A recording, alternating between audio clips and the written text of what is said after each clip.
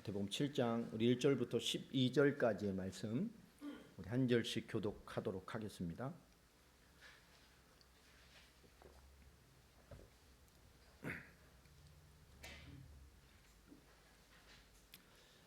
비판을 받지 아니하려거든 비판하지 말라.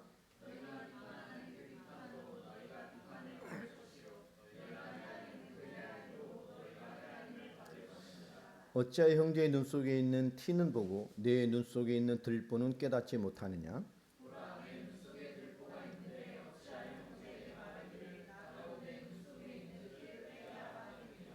외식하는 자여 먼저 네 눈 속에서 들보를 빼어라. 그 후에야 밝히 보이고 형제의 눈 속에서 티를 빼리라.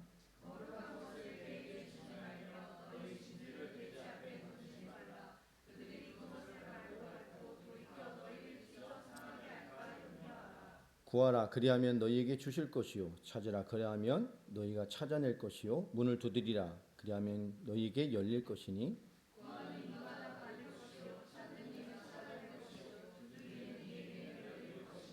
너희 중에 누가 아들이 떡을 달라 하는데 돌을 주며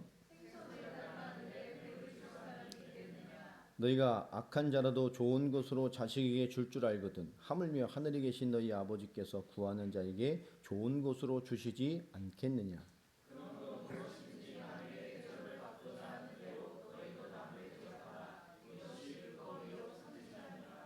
아멘. 오늘 말씀 제목 한번 읽어보겠습니다. 시작. 형식을 넘어 참된 삶으로. 자, 우리 6장의 주제가 뭐라 그랬었죠? 아버지 찾기 캠페인이라고 했죠.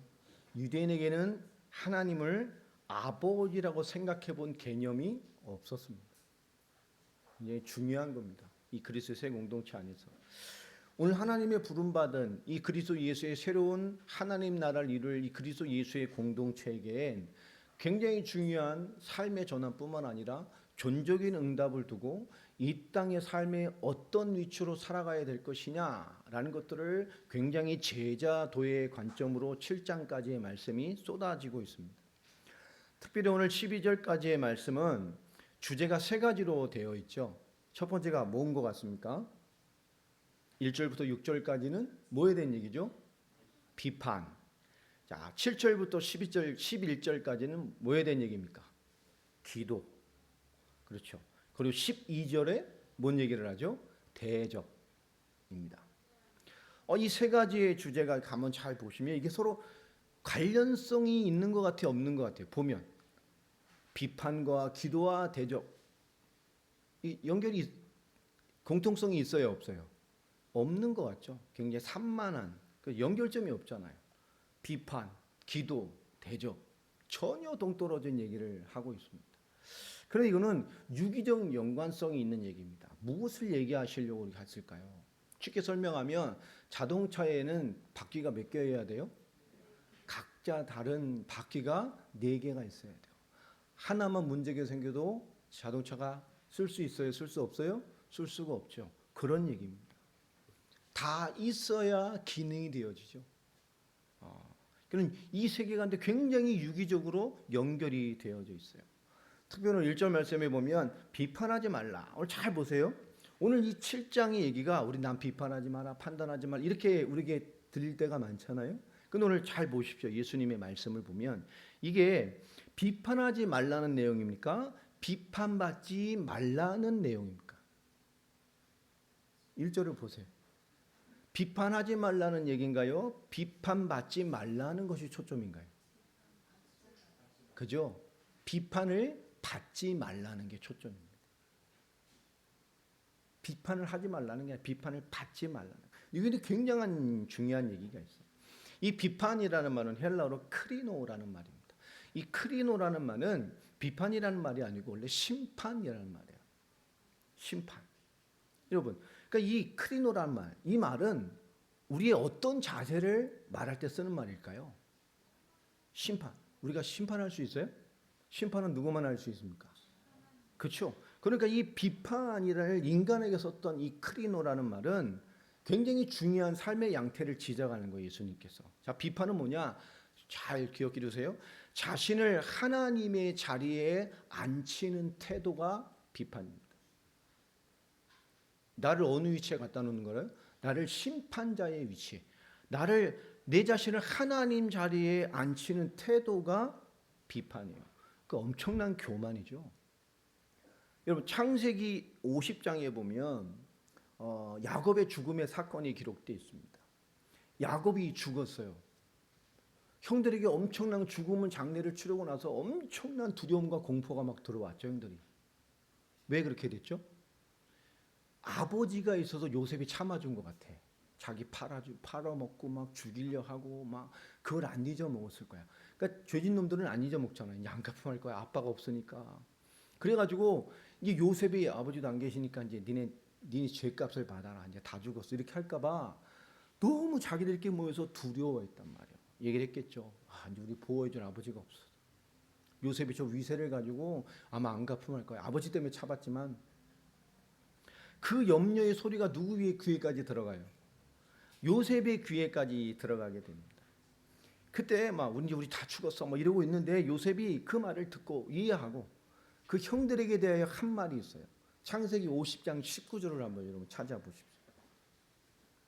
창세기 50장 19절.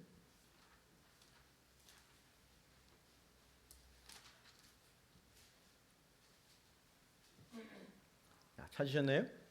창세기 50장 19절 같이 한번 읽어보겠습니다. 시작. 요셉이 그들에게 이르되 두려워하지 마소서 내가 하나님을 대신하리까. 이게 무슨 말이죠? 이게 바로 그 말입니다. 하나님을 대신하리까 내가. 그러니까 여러분 이 비판이라는 것은 내 자신을 하나님의 위치에 갖다 앉히는 굉장한 교만이에요. 그러니까 이 개념은 근데 더 중요한 건 뭐지? 이 안에는 엄청난 영적인 비밀이 들어가 있는 수준 있는 고백입니다. 내가 하나님을 대신하겠습니까? 요셉이 왜 이런 말을 했을까요? 자기를 죽이려던 그 형님들을. 여러분 요셉의 인생을 한번 잠깐 두드려 보세요. 여러분 자기를 죽이려는 형님들을 만났어요. 창세기 45장에.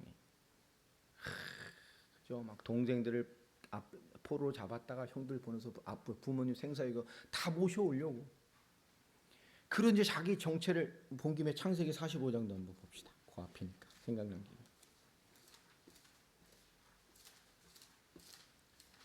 창세기 45장 2절부터 5절이 그 얘기죠. 자기 정체를 숨기고 하다가 더 이상 이제 막 이 복받치는 감정을 속일 수가 없게 된 거죠. 오늘 2절에 보면 요셉이 큰 소리로 우니 애굽 사람들이 들리며 바로의 왕궁까지 들리더라. 요셉이 그 형들에게 이르되 나는 요셉이라 내 아버지께서 아직 살아계시나이까. 형들이 그 앞에서 어떻게 됐어요? 놀라서 자빠진 거예요. 4절 요셉이 하는 말. 요셉이 형들에게 이르되 내게로 가까이 오소서. 그들이 가까이 가니 이르되 나는 당신들의 아우 요셉이니 당신들이 애굽에 뭐한 사람이요? 판자라. 이 말을 들었을 때 그들의 어떤 느낌이었을까요? 와, 끝났다. 근데 5절 한번 합독합시다. 시작. 당신이 나를 이곳에 팔았음을 근심하지 마소서, 한탄하지 마소서. 하나님이 생명을 구원하시려고 나를 당신들보다 먼저 보내셨나이다. 여러분 이 말은 뭐죠? 지금 이 요셉 앞에 머리를 조아리는 형들을 보면서 요셉은 그 순간에 그 과정을 통해서 뭘 느낀 겁니까? 창세기 37장에 하나님이 꾸게 하셨던 꿈, 그에게 이미 선포하시고 알려주신 하나님의 경륜, 그 하나님의 시선을 정말로 눈으로 보는 것 같은 응답의 날이 된 거예요. 하나님의 계획, 하나님 그것을 이루시는 위대한 하나님의 역사를 발견한 거예요. 창세기 45장의 그 현장을 보면서 하나님의 주권, 하나님의 일하심, 그 하나님께로 놀라운 하나님의 그 경륜을 발견하게 된 겁니다. 하나님이 나를 그 꿈을 꾸게 하셔서 정말 이해할 수 없는 모진 고난의 세월을 보냈는데 그것이 지금 내 앞에 머리를 조아리는 저 형들과의 대면을 하면서 뭐가 확인된 거죠? 하나님의 경륜이 확인된 거예요. 여러분 정말 하나님의 일하심과 경영이 정말로 우리 눈에 딱 들어오게 되면 어떤 일이 생길까요? 내게 일어난 일에 대하여 가해자도 사라지고 피해자도 의미가 없어져 버려요. 여러분, 이 놀라운 고백을 잘 이해해야 됩니다. 내가 하나님을 대신하리까? 정말 하나님의 놀라운 경륜 앞에, 그 사실 앞에 내 인생이 발견되어지니 내게 있던 그 치열한, 정말 너무나 아픈 모든 일이 가해자도 없고 피해자도 없는 아무 의미가 없어져 버리는 거예요. 누가 하신 겁니까? 하나님이 한 거예요. 그 형들의 조아림을 바라보며 하나님이 하시는 일이었구나. 뭘 하려고요? 이 언약의 백성을 유지하시려고, 하나님의 경륜과 뜻을 이뤄가시려고. 여러분, 이건 요셉이 인간적으로 용서한 겁니까? 아닙니다. 신앙적 고백입니다. 정말 하나님 앞에 인생 자체가 이해돼 버린 거예요. 하나님의 그 경영하심을. 이 모든 게 누가 하신 거예요? 하나님이 하신 겁니다. 우리가 살다 보면 가슴 아픈 일도 있고, 가슴 아프게 하는 사람도 있고, 원수 맺는 사람도 있고, 막 보면 아픈 사람이 있고, 막 보기도 싫고, 막 이런 사람도 있고 있어요. 그런 사건도 있고 환경도 있습니다. 우리 그런 걸 보면 우리 용서하기 힘들어요? 안 힘들어요? 아닙니다. 힘들어요. 나도 용서 안 되는 사람 몇 있어요. 지금도 가끔씩 기도하면 그를 위해 기도하지만, 그러함에도 이 속에서 뭡니까?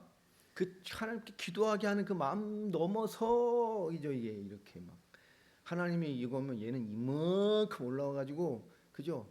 보호막이 돼 가지고 싹 그럼에도 하나님 막, 우린 그래요. 그런데 정말 하나님의 경영과 하나님의 경륜, 이게 눈이 열려지면, 그게 인정되어지고 정말로 내 눈에 와버리니까 어떻게 되겠습니까? 요셉은요, 그때 형님들도 참 힘들었겠구나. 그죠?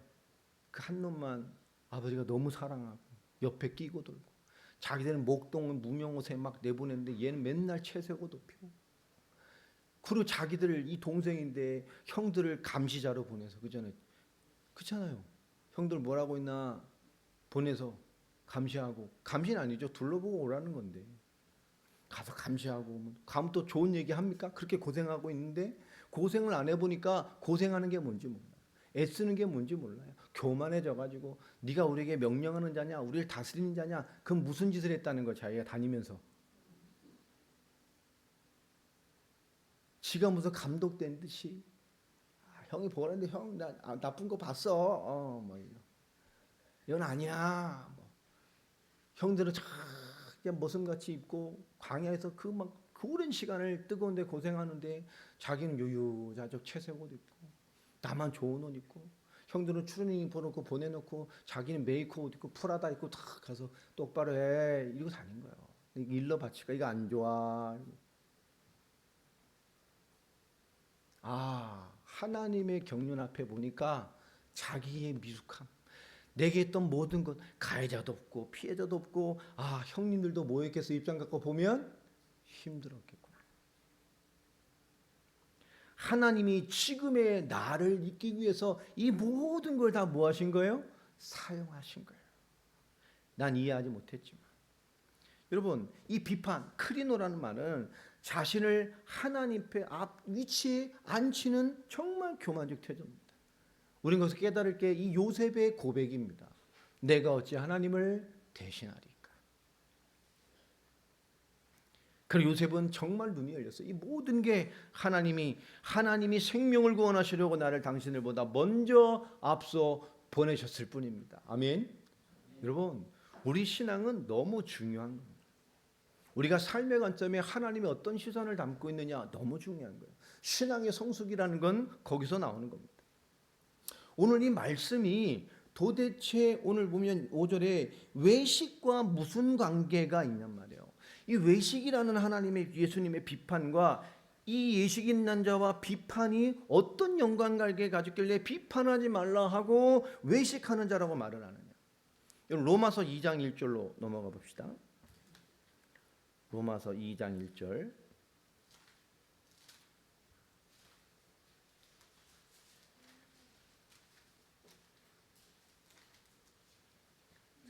같이 읽겠습니다. 시작. 그러므로 남을 판단하는 사람아, 누구를 막론하고 네가 핑계하지 못할 것은 남을 판단하는 것으로 내가 너를 정죄함이니 판단하는 네가 같은 일을 행함이니라. 오늘 판단하는 사람아라고 말을 하면 똑같은 말이죠. 자, 판단하는 사람이 결국 판단을 합니다. 저 인간 왜 그래? 저 사람 왜 그래? 쟤는 왜 그래? 왜 그러지? 하며 결국은 나도 뭐 한다는 얘기죠? 나도 그 짓을 똑같이 하고 있다. 사람은 뭔가 비판을 하고 판단을 하지만 나도 별반 달라요, 안 달라요? 나도 그 모습으로 살아요. 오늘 2절, 3절도 같이 읽겠습니다. 시작. 이런 일을 행하는 자에게 하나님의 심판이 진리대로 되는 줄 우리가 아노라. 이런 일을 행하는 자를 판단하고도 같은 일을 행하는 사람아, 네가 하나님의 심판을 피할 줄로 생각하느냐. 그죠? 판단을 해놓고도 자기도 뭐요? 그 똑같은 수준으로 산다는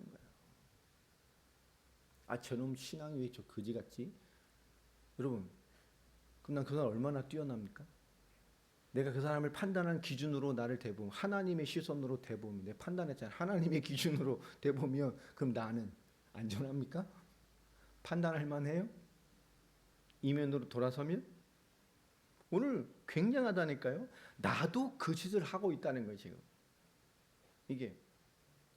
근데 이 예수님께서 이 당시에 이 외식하는 이 대상이라고 아주 신랄하게 욕하셨던 이 외식의 대상자들이 누구죠? 비판의 대상자들이 바리새인과 서기관, 그리고 정치적인 로마 결탁한 종교 지도자들이죠. 특별히 바리새 서기관들. 우리가 말하는 사두개인들은 지잘난 맛에 산 사람들일까요? 그러나 어떻게 보면 율법에 붙잡았던 외식하는 자들 바로 이 사람들입니다. 근데 왜 그들이 외식하는 자냔 말이에요. 이들은 항상 하나님의 말씀의 잣대를 가지고 그 기준으로 모든 것을 바라봤던 사람들입니다.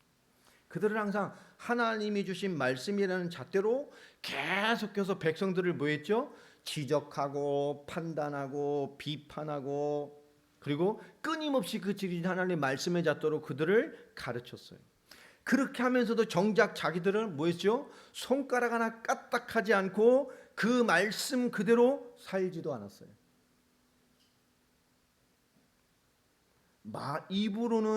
입으로 말한 삶과 그들의 삶은 달랐을 뿐만 아니라 그들의 생각과 속에 있는 것과 보이는 삶을 전혀 다른 인생들이었습니다. 정말 손가락 까딱하지 않으면서도 그 말씀대로 살지 않고 계속해서 그 말씀의 잣대를 붙들고 백성들을 가르치고 지적하고 비판하고 판단하고 그것으로 죽이고 살리고 말도 안 되는 인생을 살았죠. 여러분, 외식이란 말이 뭐라 그랬죠? 히포크리테스, 가면을 쓰고 연기하는 사람이라 그랬습니다. 그냥 거짓 인생이죠. 가면을 쓰고. 내가 왕의 가면을 쓰면 왕이 됩니까? 그 속의 인생은 전혀 다른데요. 그리고 거짓으로 왕의 행위를 하고 왕의 연기를 하고 그게 외식인 거예요. 가면을 쓰고 연극하는 인생들을 말하는 겁니다. 그렇죠? 자신은 자기가 판단하는 사람보다 더 엉망진창임에도 불구하고 늘 판단의 위치에 서 있는 거예요. 여러분 6장 볼 때 우리 마태복음 6장 12절에 주기도문 중에 예수님께서 12절에 우리의 죄에 대한 얘기에 대한 기도를 가르쳤습니다. 우리 죄를 사하여 주옵소서. 우리가 우리를 뭐한 것 같죠? 그죠? 사주 불쌍히 여긴 죄에 대한 얘기입니다. 긍휼과 자비를 구하는 태도를 말하는 거예요. 오늘 우리가 한 예수님도 우리에게 우리의 비판의 위치에 대해 그리고 끊임없이 나는 가면을 쓰고 그 사람과 별반 다르지 않은 삶을 살아가며도 우린 늘 비판에 서서 나를 심판자 하나는 자리에 앉혀놓고 모든 것을 판단하려고 합니다. 여러분, 왜 이런 일이 계속 되어질까요? 왜 우리가 긍휼과의 자비의 태도로 살지 못하고 주님을 닮아가는 영적인 태도를 갖지 못하고 늘 우리 모든가 부딪히는 관계 속에 있어야 될까요? 살리지 못하는 관계에 있게 될까요? 그것은 스스로 나를 자기 자신을 정의롭다 얘기이기 때문입니다. 우리 그런 게 강해요. 스스로 내가 맞다라는 생각과 태도가 우리 안에 굉장히 많이 들어와 있기 때문에 그렇습니다.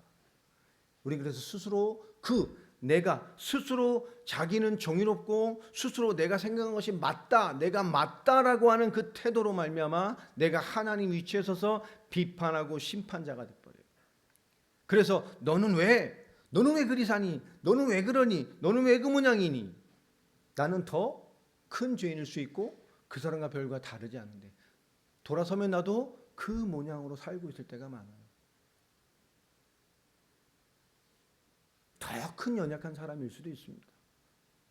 우리는 상대만 비판할 때가 참 많죠.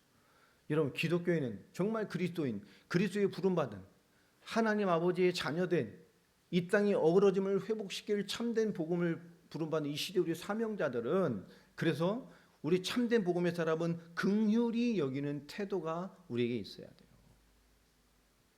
여러분, 그런 시선과 중심 있길 바랍니다. 저에겐 되게 독특하잖아요. 전부 멀리서 막 안양, 막 저쪽 막 발려와요. 그래서 불쌍히 여겨야 돼요. 하나님 왜 이렇게 강행군을 시킬까? 막 계양 저쪽 끝에 인천 끝에서 오고 막 저기서 오고 막. 그렇죠? 유집사도 하나님 또 응답 주시면 김포로 갈 수도 있어요. 멀리서 와야 돼. 김포 보고 막 지교해야 돼 거기다.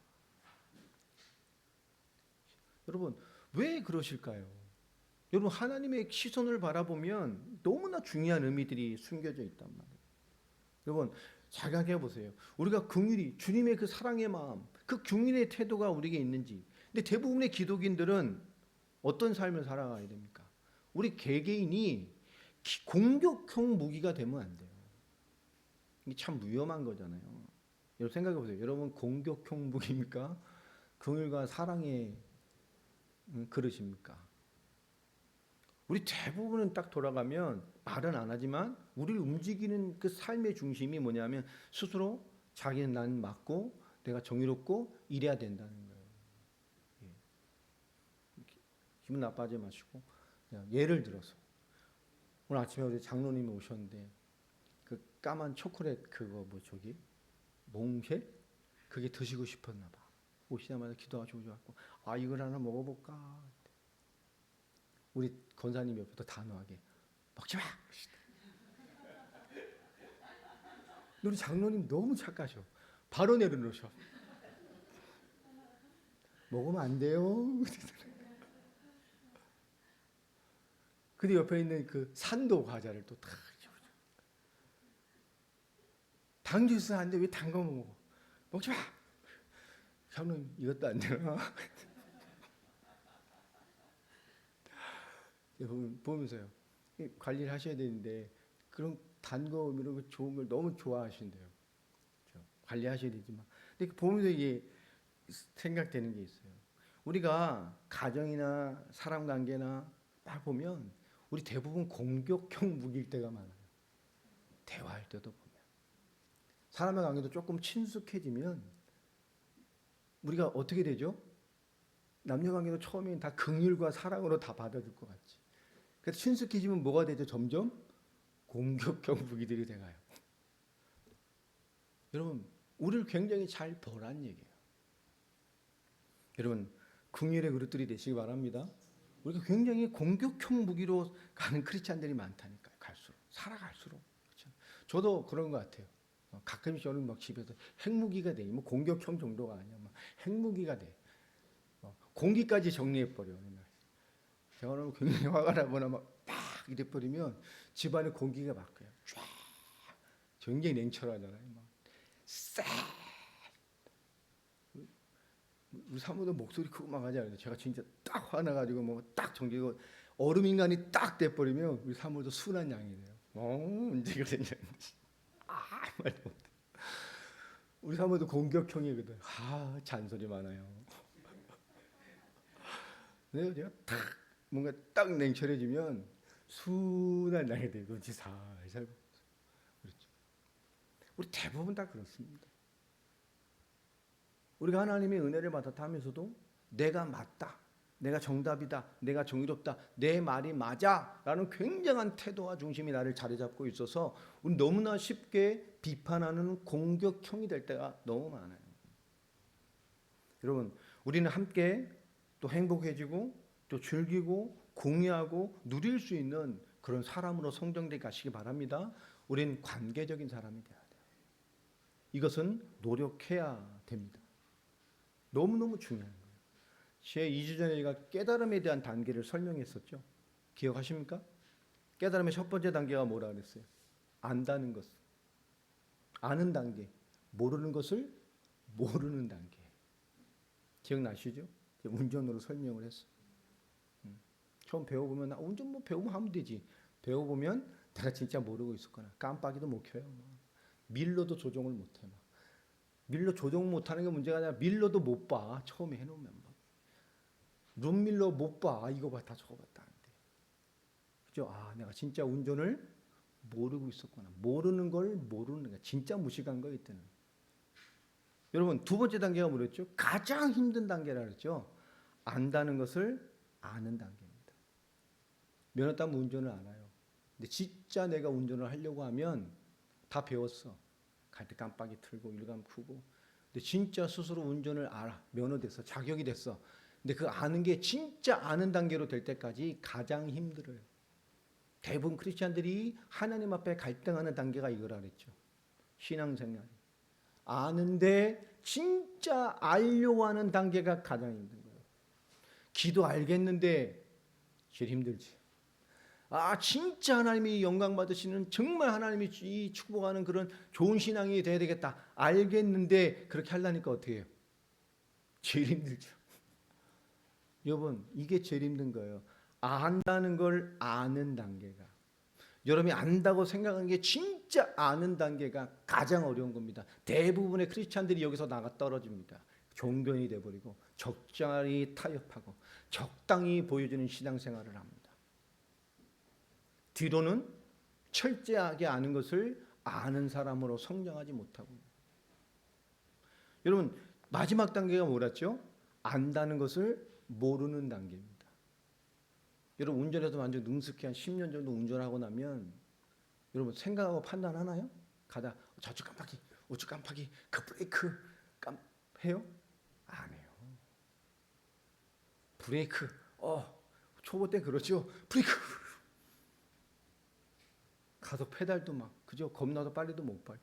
여러분 능숙해지고 완전히 내 것 돼버리면 그런 게 없어요. 내 신경과 판단도 되기 전에 눈으로 보는 대로 뭐하고 있어요? 움직이고 있어요. 그냥 내 자체와 하나 돼 있습니다. 여러분 신앙생활이 하나님을 안다는 것이 우리의 삶에 그렇게 와 있어야 돼요. 여러분 아는 것을 아는 단계 힘들어요. 그러나 해야 됩니까? 안 해야 됩니까? 해야 돼요. 하나님이 알게 하신 것을 우리 삶으로 반드시 와야 됩니다. 그러면 하나님 앞에 우리 자신들도 나의 비판의 태선이 아니에요. 우리가 그것을 이루어가는 우리도 늘 부족하단 말이에요. 여러분 가장 무서운 것이 그런 것입니다. 오늘 그거기 때문에 5절에 보면 외식하는 자여 라고 말하죠. 네 눈 속에 있는 들보를 빼내놔마. 그 위에 밝기 보여서 형제 눈 속에 있는 티를 빼낼 수 있다. 지금 그들에 대한 비판을 하는 거예요. 그는 더 엉망진창이면서 말씀이란 잣대를 가지고 그들은 더 이상한 비판과 책망과 가르치는 위치에 서서 하락함에도 불구하고 더 엉망진창. 그들보다 더한 것을 지적한 것을 더 엉망진창 이러한 인생을 살고 있단 말이에요. 그러면서 6절에 이런 말을 합니다. 거룩한 것을 개에게 주지 말며 너희 진주를 돼지 앞에 던지지 말아라. 이게 어떤 삶이죠? 그리스도 예수의 부름받은 하나님 나라의 공동체입니다. 이 비밀, 하나님이 주신 존재적인 축복, 거룩한 것. 그리스도로 말미암아 하나님 완전히 이룬 완전한 존재적인 응답. 아멘. 여러분, 사람은 개선해서 쓰는 게 아닙니다. 사람은 어떻게 되죠? 하나님의 은혜, 그리고 그 삶을 이끄는 하나님의 방법을 붙든 사람을 통해서 하는 역사에 가시는 거예요. 많은 사람들 엉망진창한 인생들 성경에 다 하나님 바꿔가셨죠. 바꿔가신 겁니까? 아닙니다. 하나님의 그를 쓰임되게 하신 거예요. 요셉은 그 요셉의 인격과 힘으로는 요셉을 그 총리된 요셉으로 바꿀 수 있었겠어요? 개인의 힘으로는 불가능합니다. 요셉이 요셉의 힘으로 그 하나님의 역사를 이끈 인간으로 자기 스스로를 만들 수 있었겠어요? 그런 과정이 없었다면, 하나님의 경륜이 없었다면 여러분, 우리가 정말 하나님의 시선을 갖게 되면 우리 인생의 과거 전부 다 하나님 우리를 오늘 나를 만드신 하나님의 놀라운 경영입니다. 이걸 못 알아듣는 너희 진주를 돼지 앞에 던지지 마. 여러분, 하나님 앞에 우리는 올바른 시선을 가지고 있어야 돼요. 그게 없기 때문에 오늘 예수님이 말한 것처럼 개돼지가 될 수도 있어요.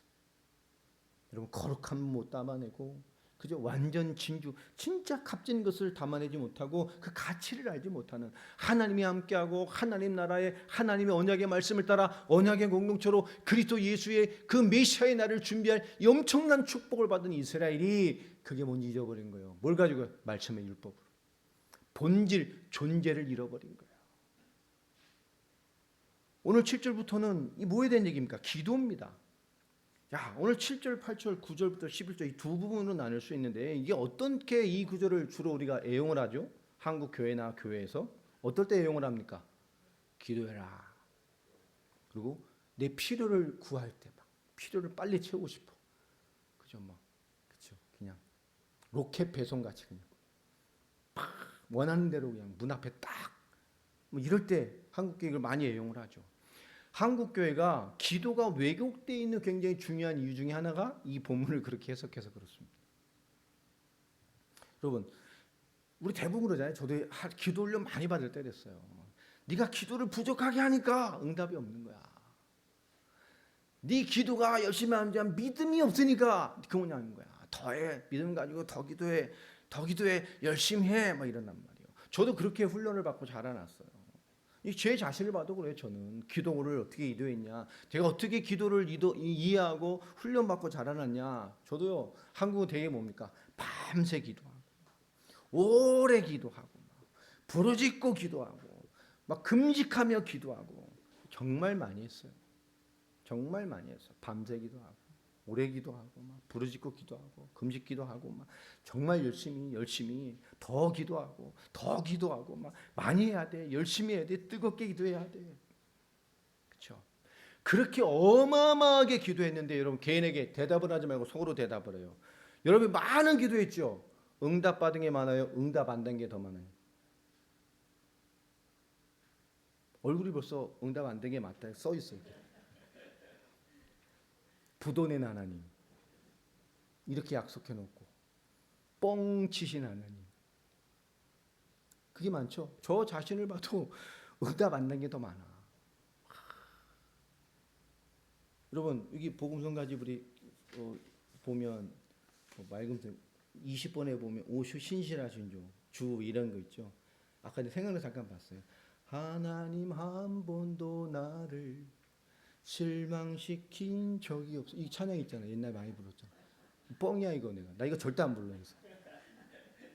옛날에 많이 불렀거든 교회에서. 하나님 한 번 딱 겁나게 실망시켰는데 기도 응답 주는 게 없어.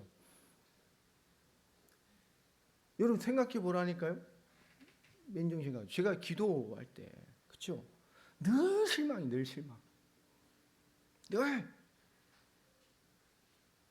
아닌 것처럼 많지 않은데. 그렇죠. 여러분 생각해 보라니까. 여러분 기도 응답하신 게 많아요? 아니면 응답 안 된 게 많아요? 많지. 저 이 찬양 안 부른다니까요. 예전에. 나 청년 때부터 교회에서 안 불렀어요. 내 진짜 이거 거의 한 30만에 불러본 것 같아. 거의 이거. 내가 제일 안 부르는 찬양이에요. 하나님 한 번도 나를 너 실망 많이 했어.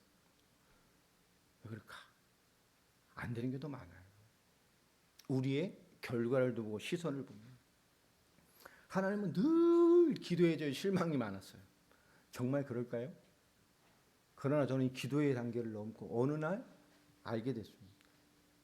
여러분, 왜 이런 말, 왜 이런 실망감, 왜 이런 기도의 태도, 하나님 이렇게 대면하는 태도가 우리에게 있느냐? 그것은 딱 하나입니다. 내가 요구한 대로 결과가 없으면 우리는 응답이 없는 것으로 잘못 배웠기 때문에 그래요. 내가 요구한 대로 결과가 오지 않으면 응답이 없는 것으로 우리는 잘못 배웠단 말이에요. 기도를 독갈비 먹는 것 같이 딱딱 와야 되는. 아닙니다. 나중에 알게 되죠. 아, 나중에 알게 됩니다. 노, 이것도 응답이구나. 여러분, 다시 돌아가서 우리가 만약 기도하는 대로 다 주셨으면 우리 어떻게 됐을까요? 우리 다 시궁창 속에 들어가 있을 거예요. 안 그럴 것 같아요? 잘 됐을 것 같습니까? 아니요. 저 인간 한 발목을 부러뜨려서 예수 믿게 해주시고, 옛날에는 제가 막 뜨거웠을 때 그런 게도 많았고, 막 쳐서라도 하나님 잘 돼. 자, 쳤어 봐. 제가 기도를 알고 나서 그런 기도 안 합니다. 왜 쳐서 깨달아야 돼요? 은혜로 깨달아야지. 복음 듣고 깨달아야지.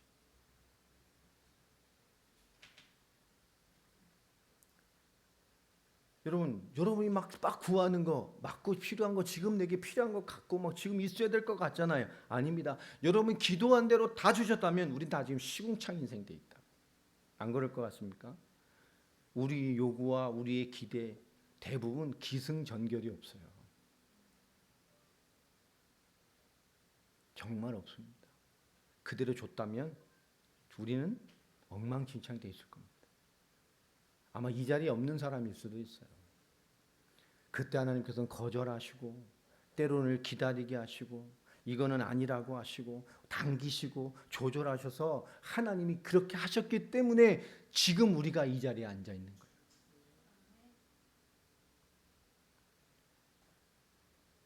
오늘 7절 9절 보면 구하라 찾으라 문을 두드려라 그러면 열릴 것이고 구하는 이가 받을 것이고 찾는 이가 찾아낼 것이고 두드린 이에게 열 것이다. 기도 많이 해야 됩니다.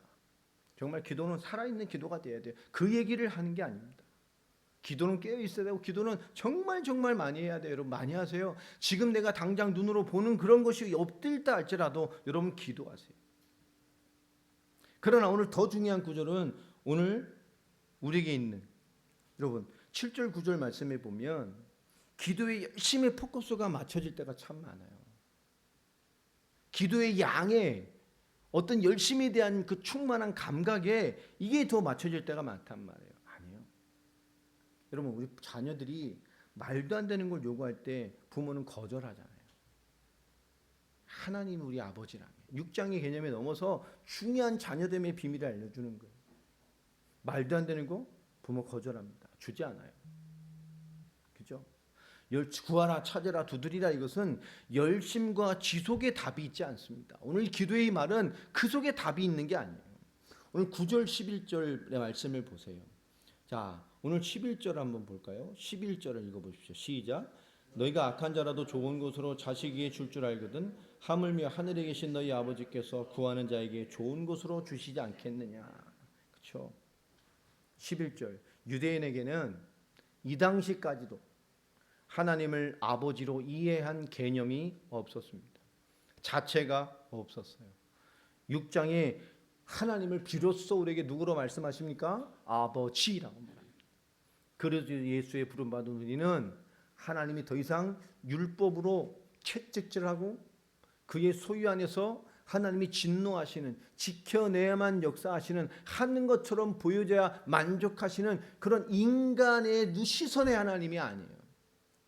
그는 만물을 주관하시고 우리를 하나님과 같은 존재적인 응답을 주셔서 이 땅의 존재로서 하나님의 응답을 누리고 살아갈 언약의 공동체 하나님 나라의 모델로 우리를 세워 놓으신 것입니다. 그래서 하나님과 이 땅 것을 겸하여 섬길 수가 없어요. 우린 존재적으로 누구의 소속이기 때문에 하나님의 소속이기 때문에 여러분 이것이 노력은 하는 게 아니잖아요. 오늘 존재적으로 왔기 때문에 우린 빛과 어둠으로 나눌 수도 없는 거예요. 우린 자체가 뭡니까? 어둠이에요. 이 빛의 빛, 어둠에 가 있다가 오는 게 아닙니다. 우린 그 자체가 빛이란 말이에요. 오늘 6장이 계속 그 말씀을 우리에게 주셨어요. 여러분 우리가 신앙과 삶이 분리가 된 순간에 모든 것이 이렇게 뒤틀려 버려요. 특별히 영적인 것은 마찬가지입니다. 왜 그러느냐? 우리 육신이 느끼는 만족감이라는 것은 굉장한 파워와 능력을 가지고 있어요. 쾌락을 포함해서. 쾌락이 주는 만족감이 얼마나 무섭습니까? 그러니 많은 사람이 이성이나 육신의 이성적인 타락이나 왜 오죠? 육신이 느끼는 만족감의 힘은 대단한 거예요. 그게 어떻게 되는 우리 시간의 우선순위를 다 바꿔버리기도 하잖아요. 삶의 우선순위를 다 바꿔버리기도 합니다. 쾌락을 포함한 이 만족이 주는 힘은 엄청나요. 우리 신앙의 여정에 이성이나 돈이나 환경을 통한 평안이나 잠시 성공한 주는 만족이나 사랑을 받는 느낌이나 그리고 잘 되는 느낌이나 여러분 이 만족이 주는 힘, 이 만족이 주는 힘이 복음과 신앙생활과 믿음에서 뭐 해야 되죠? 통제되어져야 돼요. 이 만족이 주는 힘이 영성의 조종을 받고 영성의 지배를 받아야 됩니다. 이것이 삶의 순종을 이루는 핵심이 되어져요. 우리가 그래서 하나님께 온전한 기도와 바라봄으로 서지 못할 때가 참 많습니다.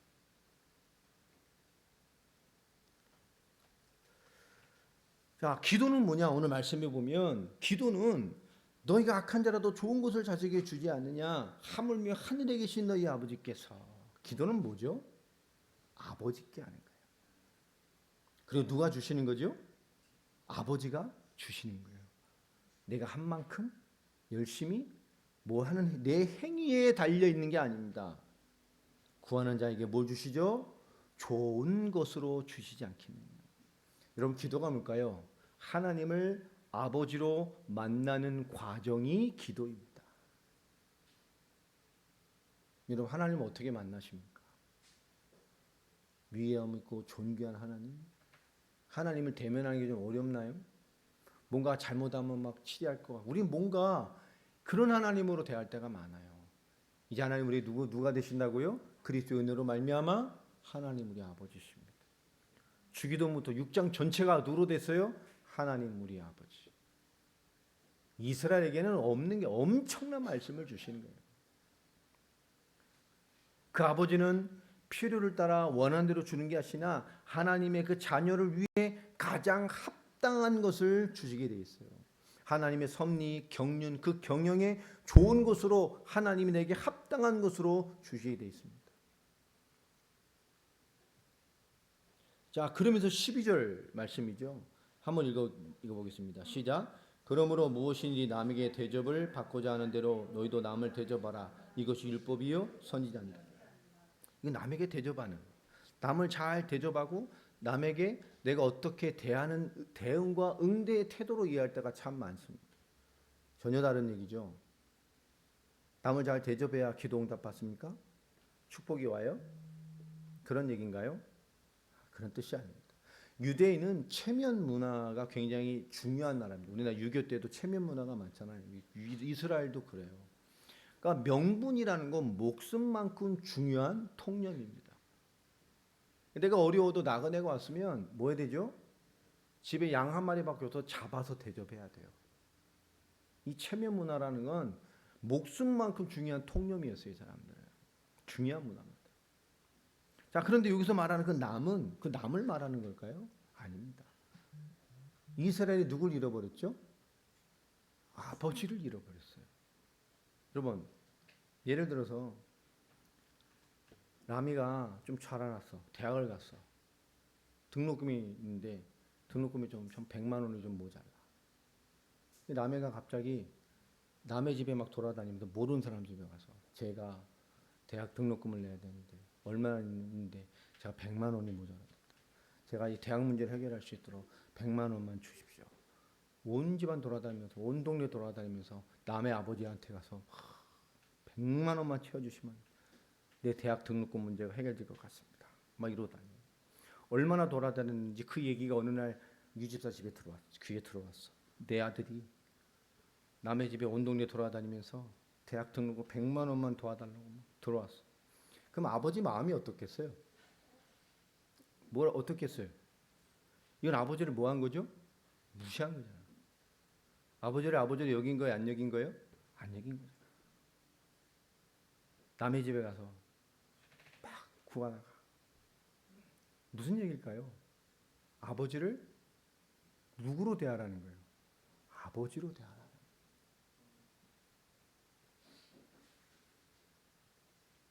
이 되게 중요한 얘기라니까요.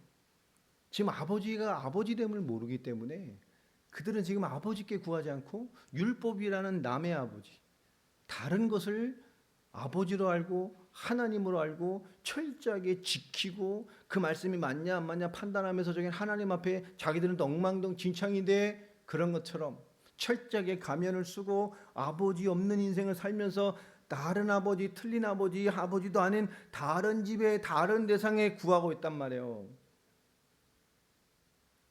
아버지가 남이 돼 있어.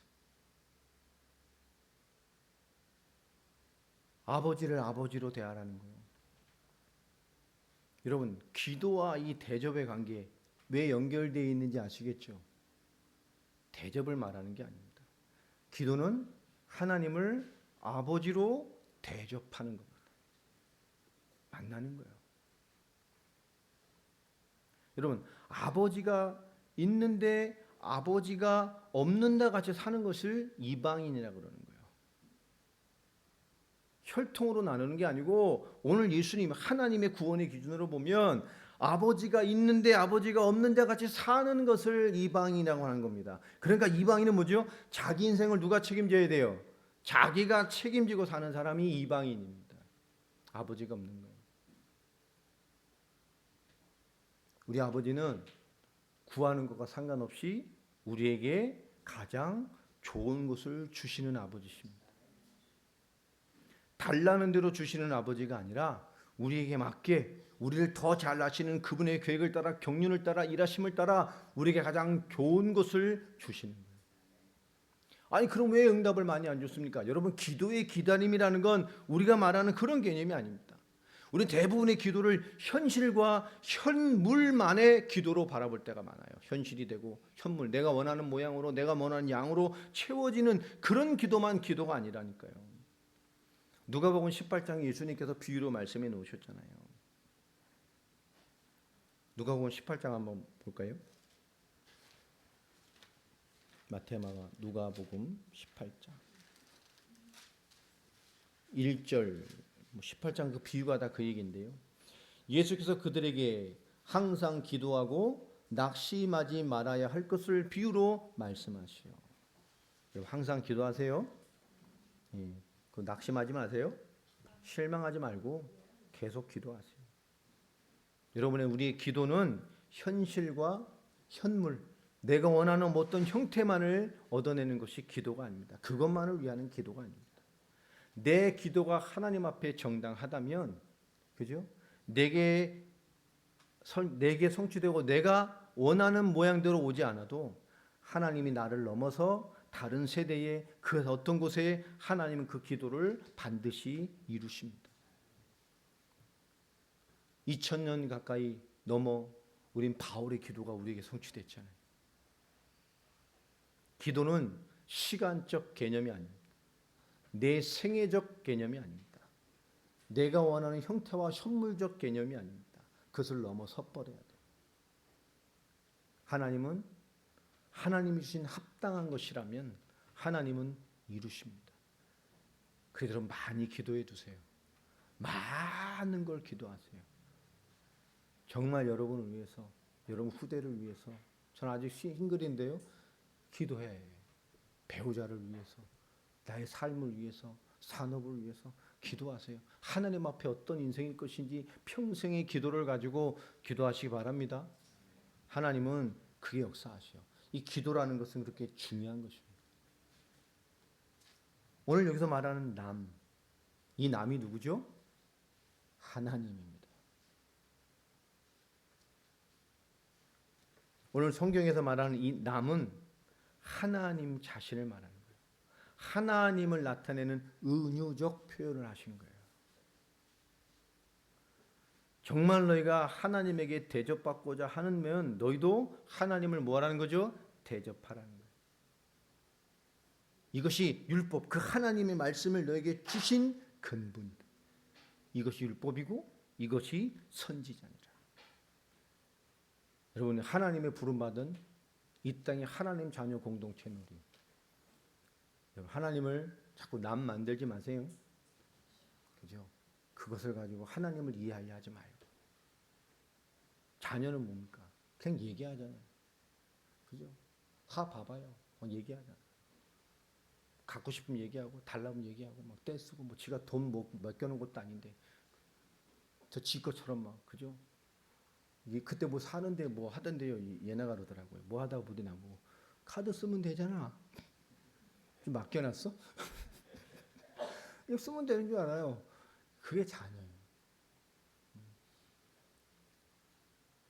여러분 우리 하나님 아버지 앞에